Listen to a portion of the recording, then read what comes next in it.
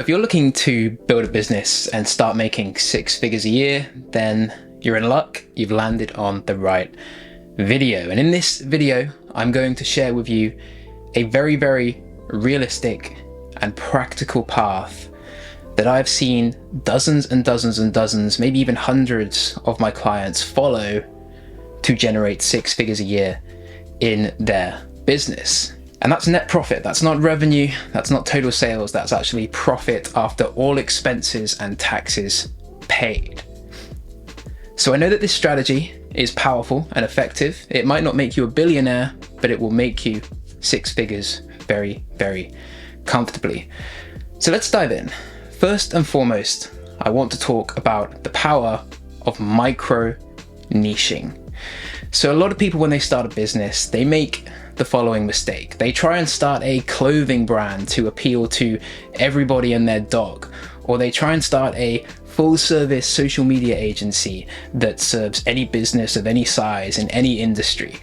These are mistakes because if you are a small business, your superpower is that you can act small and you can act in a focused way. If you try and boil the ocean, if you try and appeal to every single person out there, then your message is not going to slice through, it's not going to cut through, because quite frankly, you do not have anywhere near as much credibility as the businesses that have earned their stripes to get to that point. I'm talking about the Amazons, the Walmarts, the Apples, who have a full spectrum of products and services that appeal to everybody. But they didn't start that way. They started small. Amazon started as an online bookstore. Apple started as a nerdy kind of computer that only a very niche part of the community of tech nerds used, right? And then they slowly built up into these huge companies. So if you're starting a small business, the most powerful thing that you can actually do is start with a micro niche and start with a very, very select small group of people that you know very well, and you know the challenges that they have, you know the problems that they have, and you have a solution to help them. So what you're going to do there is start to build out a small, select following. It doesn't need to be a huge following. You don't need to become an influencer. You don't need to become some online celebrity. In fact, it's much better if you become an industry expert in your small little niche, your small little corner of the market.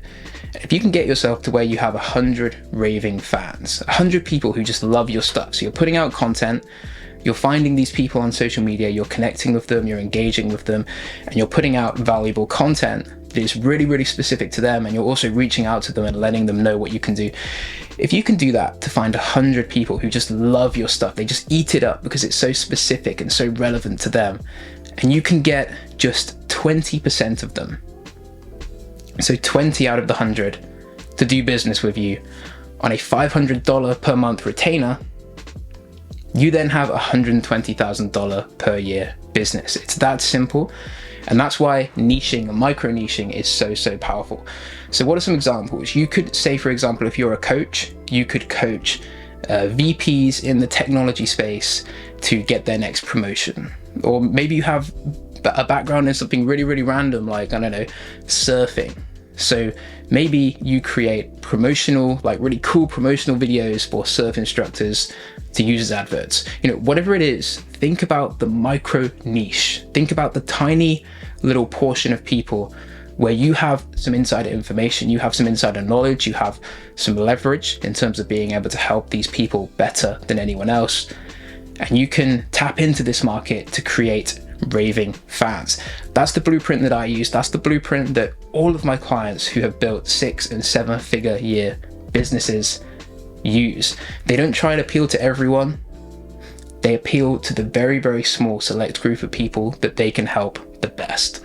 So now that you've been putting in the reps for a little while on social media, and a pro tip is to find the platform where your customers are hanging around. For me, that's LinkedIn, and that's where I focus pretty much all of my efforts on building out my personal brand and reaching out to ideal clients. Maybe the same for you, maybe another platform. But once you've positioned yourself as that trusted expert on said platform in your micro niche, again, you don't need to be famous, you don't need to have thousands and thousands of followers, you just need to have a few of the right followers. It's time to start having sales conversations. So reaching out, using direct outreach as a tool, and maybe getting some inbound leads to start having productive, consultative, proactive conversations about how you can help these people. So if you have a lead come in from this approach, they're already somewhat qualified and they're already interested in what you do. So your main job really is just to not mess it up, quite frankly. And there are two kind of key ways where I see a lot of people mess up sales interactions. One is kind of more related to extroverts, one is more related to introverts. So extroverts tend to be a little bit too salesy, a little bit too high pressure maybe in getting the close and getting their prospects over the line. That's an issue because you're going to erode trust, and trust is everything in sales. The other issue that I see, and this is maybe introverts who struggle with this a little bit more, is not being assertive enough, just having a nice conversation, then not asking the question, hey, do you want to work together? And again, that is maybe not going to erode trust as much, but it's going to cost you sales because you need to have that instinct of when you know you can help somebody to let them know. So it's a case for working on your strengths a little bit here and making sure that you're playing to your strengths, but also working on your weaknesses and making sure that if you do have a weak spot, maybe in being assertive, or maybe you are a little bit too pushy, you're kind of reining that in a little bit and working on that, but also leveraging your strengths, because there are definitely strengths on either end of your natural kind of personality style. But learning to sell is absolutely crucial if you want to create a 6-figure per year business. You are the chief salesperson, you are the person closing deals. And I've had thousands and thousands of sales conversations, and I can boil down 3 key elements that I would recommend that you work on to become a great salesperson. The first one is to master your questions. You need to become a question master. And the key with questions is you need to be able to get key information from your prospects. So what is their challenge? What's holding them back from solving that challenge? What is their goal? What are they striving to achieve? What does their ideal future look like when they've solved all of these challenges? These are all information pieces that you need to be getting from your prospects, and these are all questions that you must learn to ask in order to uncover this information. What this is going to do is 2 things. The first one is it enables you to have an extremely tailored pitch. So when you do come to pitch your solution, it's really clear and easy for them to understand and relevant to their challenges.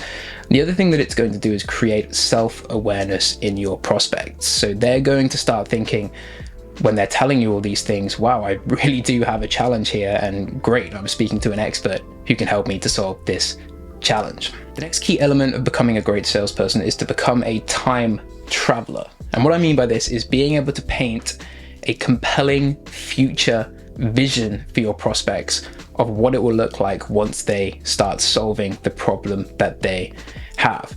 And the way to do this is in your pitch. And the problem that I see with most people when they're pitching is they're way too feature focused. They're talking about the ins and outs and the specifics of what they do, and they drivel on for too long about this stuff. A great pitch should be short, it should be punchy, and above all, it should be benefit focused on the future outcome that you will deliver to your prospect. That is absolutely imperative, that you're not dribbling on about the various features, but instead you're going high level and you're letting them know, hey, look, this is what we do. This is how we do it on a high level. And essentially this is the outcome that you will have. And a really important thing to do when you're telling these stories and you're telling these pitches is the next key element, which is to become an insider. What I mean by this is that if you are deemed as an insider, you're deemed as somebody who knows your prospect better than they know themselves, then they will start to have incredible trust in working with you and incredible trust in you as a service provider. Because if you can kind of share stories of, hey, you know what, you really remind me of this client who had the same challenge that you had. Here are kind of a couple of things we worked on, and lo and behold, they started getting results. Or maybe you've had similar experiences in your own journey and your own business that you can share, and you can kind of sprinkle in those anecdotes throughout the conversation. Then what you're doing is becoming that insider and somebody with inside knowledge. And people want to work with experts. They want to work with people on the inside who have that secret advantage, that secret knowledge that the wider market doesn't have. And that's an extremely powerful frame to come from if you can position yourself as that insider. So just sprinkling in those industry specific anecdotes and stories throughout your sales conversations is a very, very powerful thing to do to increase trust and increase the chances of making a sale. So in essence, there really are just two key high-level components to this process. The first is using social media as a tool to position yourself as a trusted expert and start attracting those raving fans, those people who just love your stuff because you're being ultra specific and solving their challenge. Of course, you need to have an offer then so that you can do the second part of the process, which is sales.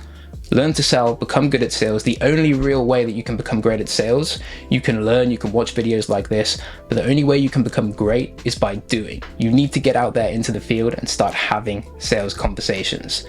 But when you become great at sales and you have a system for putting conversations into your calendar with qualified prospects, and as long as you're operating at a level where people can afford your services, don't go for people that are broke. Don't target university students, for example, or teachers, because those people don't tend to have a high level of income. Target professionals, business owners in the field of expertise that you have. If you start doing that 1-2 punch process, building credibility online, attracting conversations with potential clients, and converting those clients into clients, you have a situation on your hands where you have a 6-figure business that you can build on, and you can grow, and you can enjoy all of the benefits that come with entrepreneurship: freedom, autonomy, much higher income than anyone in, any of your peers in corporate. These are all the great things that come from having just a small business, but it all starts with these two elements: micro niching and sales. All right, I hope that was helpful. Thanks for watching. Don't forget to subscribe to this channel so you don't miss future content, and give the video a like because it helps the algorithm to push it out to more people so I can help more people. All right, until next time, all the best and take care.